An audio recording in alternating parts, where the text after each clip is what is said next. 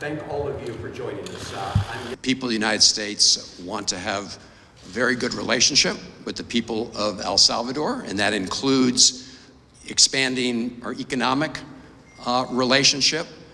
But I will say that if the government of El Salvador remains complicit in the illegal detention of Mr. Abrego Garcia in CICOT prison, then there will be, I think, actions proposed, certainly, to take until we resolve this very important issue. I also met with embassy representatives from the FBI. We need to make sure that the court system works and due process works, because if you take it away for any individual, it's a very short road to taking it away for every American. Said he would not agree to his release at this time. So there's been no ability to find out anything about his health and well-being. Así que no hemos podido de ninguna manera saber cómo está de salud y cómo está su bienestar. The U.S. Embassy here has not been asked by the Trump administration to inquire about his health and well-being. La embajada de los Estados Unidos aquí en El Salvador no le ha pedido a Trump que haga algunas averiguaciones acerca de cómo está el señor Abrego García.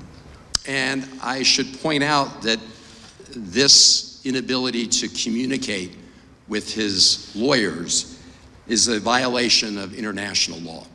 Y debo destacar entonces que esta incapacidad de podernos comunicar con él y saber cómo está es una violación a la ley internacional. El Salvador is a party to the International Covenant on Civil and Political Rights. Then the Supreme Court of the United States, by a vote of... Our goal was very simple today, which was to check on the health and well-being of Kilmar.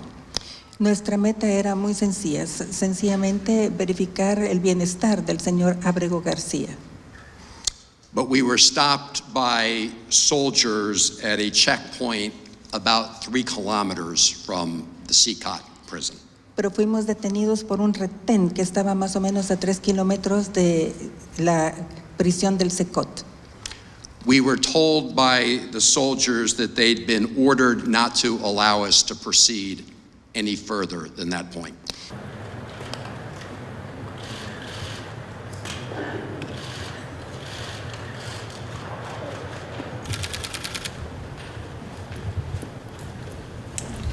We just tried to go visit him in prison just to check on his conditions. Is he doing okay? Because nobody has any communication with him since he was illegally abducted from Maryland and sent to CICOT prison in El Salvador, which, as a U.S. District Court judge said, was a violation of all his due process rights.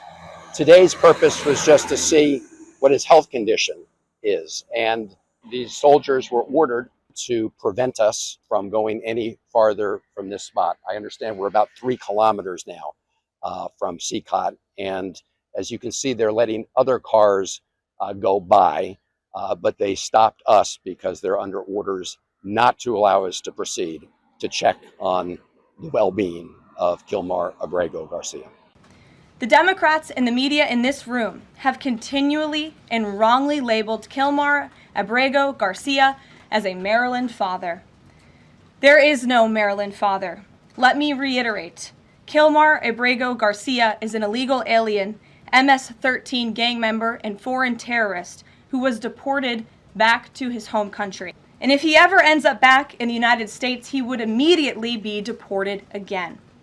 Nothing will change the fact that Abrego Garcia will never be a Maryland father. He will never live in the United States of America again. It's appalling and sad that Senator Van Hollen and the Democrats applauding his trip to El Salvador today are incapable of having any shred of common sense or empathy for their own constituents and our citizens. Nobody knows this more than the woman standing to my right, Patty Morin, whose beautiful daughter Rachel was brutally maimed and murdered at the hands of an illegal alien in August of 2023. Patty no longer has her daughter because of the failed Democrat Party's open border, and these are policies that President Trump is bringing an end to. Patty should not have to be here today, but she is, and we are grateful and we are honored for her willingness and her request to share her powerful story with the world. If you listen to President Trump and the Trump administration, you would think that the U.S. courts have found that Mr. Abrego Garcia is part of MS-13, but in fact, they have not found that. In fact, recently a U.S. federal court judge said that the Trump administration did not have evidence to support the claim that he had ever been part of MS-13.